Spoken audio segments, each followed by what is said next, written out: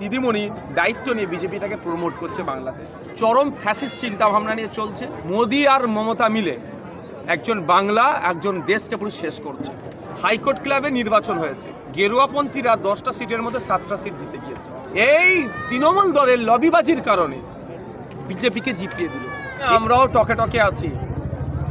এসআইআরে যদি ভুল হয়, জনগণের এত কোটি ট্যাক্সের টাকাকে নষ্ট যদি হয়, ছাড়বো না। আমরা নির্বাচন কমিশনকে জবাব নেব। অদৃশ্য হাতের কথা শুনে কেউ ম্যানিপুলেট করতে যাবেন না। যখন ফেসে যাবেন পাশে কেউ দাঁড়াবে না। কতদিন আছে না আছে সেই বিতর্কে আমি যাব না। আমার চরম শত্রুরও আমি দীর্ঘায়ু কামনা করি। একটা কথা বলবো, মোদি আর মমতা মিলে একজন বাংলা একজন দেশকে পুরো শেষ করছে। চরম ফ্যাসিস্ট চিন্তাভাবনা নিয়ে চলছে। বিরোধী মন্তব্য, বিরোধী মতকে এরা ধ্বংস করার চেষ্টা করছে। আপনারা বলুন, পশ্চিমবাংলার বিধানসভায় আমি একজন বিজেপি তৃণমূলের বাইরে বিধায়ক, সংযুক্ত মোর্চার আমি একা বিধায়ক। কিভাবে আমার বিরুদ্ধে প্রোপাগান্ডা চালাচ্ছে, মিথ্যাচার চালাচ্ছে। আমার নামে ইতিপূর্বে প্রায় 20টি মিথ্যা মামলাও দিয়ে দিয়েছে। কি মামলা দিতে বাকি রেখেছে? শুধু গাঁজা টাজার এই মামলাটা দিতে বাকি রেখেছে। জানি না ভবিষ্যতে কী করবে এরা, কীভাবে দমন পীড়ন করছে। কিন্তু আমার রাজনৈতিক জীবনে একটি শব্দ অসংসদীয় কেউ বলতে পারবে না। তারপরেও আমার উপরে এরকম দমন পীড়ন চালাচ্ছে। কেন্দ্রে দেখুন আপনারা, বিজেপি রাজ্যগুলোতে কিভাবে বিজেপি সরকার তার সেন্ট্রাল এজেন্সিকে লেলিয়ে দিয়ে, তাহলে পশ্চিমবাংলার কথা বলবেন না। এরা ফুলে ফুলে তলে তলে মিশে আছে। কিভাবে তারা দমন পীড়ন করার চেষ্টা করছে। এটা তো দীর্ঘদিনে তাদের লড়াই, একটা লড়াই চলছে, ঠান্ডা লড়াই চলছে। এটা তো আমরা ভালো করে জানি। সেই লড়াই একটু হলেও, কিছুটা হলেও হয়তো আগুন লাগালো। আপনারা জানেন গতকালকে হাইকোর্ট ক্লাবে নির্বাচন হয়েছে। সেখানে গেরুয়াপন্থীরা 10টা সিটের মধ্যে 7টা সিট জিতে গিয়েছে। কেন জিতলো? এই পেরা বিশ্লেষণে আসতে হবে। এই তৃণমূল দলের লবিবাজির কারণে বিজেপিকে জিতিয়ে দিল।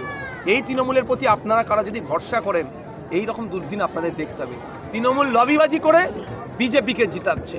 কেন অন্য কারো দল ছিল না? কারণ তারা জানে আগামী দিনে বিজেপি তাদের সবথেকে সুরক্ষিত জায়গা। সেই জন্য আস্তে আস্তে দিদিমণি দায়িত্ব নিয়ে বিজেপিটাকে প্রমোট করছে বাংলাতে। তারা যদি নিজেদের কাউকে নেতা বলে, আমরা কি করতে পারি? আমাদের ওই নেত্রী যে বলেছিল ওয়াকফ সংশোধনী আইন হতে দেবো না, তার আমলেই তিনি লাগু করে দিচ্ছে। যিনি বলেছিলেন এসআইআর হবে না, যার আমলে এসআইআর হচ্ছে।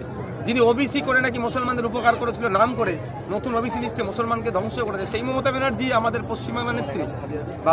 ভাবতেই খারাপ লাগছে। আমি এটা বলতে পারছি না কি আছে না আছে, কারণ ইতিপূর্বে শুভেন্দুবাবু অনেক কথা বলেছিলেন। সব থেকে বড় কথা, ডিসেম্বরের গল্প শুনিয়েছেন। 2টো ডিসেম্বর পার হয়ে গেল, ডিসেম্বরে ধামাকা হবে এখনো দেখতে পেলাম না। তো কতটা কি কথার মধ্যে গ্রহণযোগ্যতা আছে তৃণমূলের লোকেরাই বলতে পারবে, আর শুভেন্দুবাবু সবাই বলতে পারবে। এসআইআর নিয়ে আমরাও টকে টকে আছি। এসআইআরে যদি ভুল হয়, জনগণের এত কোটি ট্যাক্সের টাকাকে নষ্ট যদি হয়, ছাড়বো না। আমরা নির্বাচন কমিশনকে জবাব নেব। এত মানুষ আতঙ্কিত, আতঙ্কে কয়েকজন মানুষ সুসাইড করলো। এত বিএলওদের উপরে চাপ, অবশ্যই অত্যাধিক চাপ বিএলওদের উপরে আমরা মেনে নিচ্ছি। আমরা রাত দিন এক করে মানুষকে সহযোগিতা করলাম। কেন? নির্ভুল ভোটার লিস্ট তৈরির জন্য। যদি নির্ভুল ভোটার লিস্ট তৈরি না করতে পারে, নির্বাচন কমিশনকে কিন্তু জবাবদিহি করতে হবে মানুষের কাছে।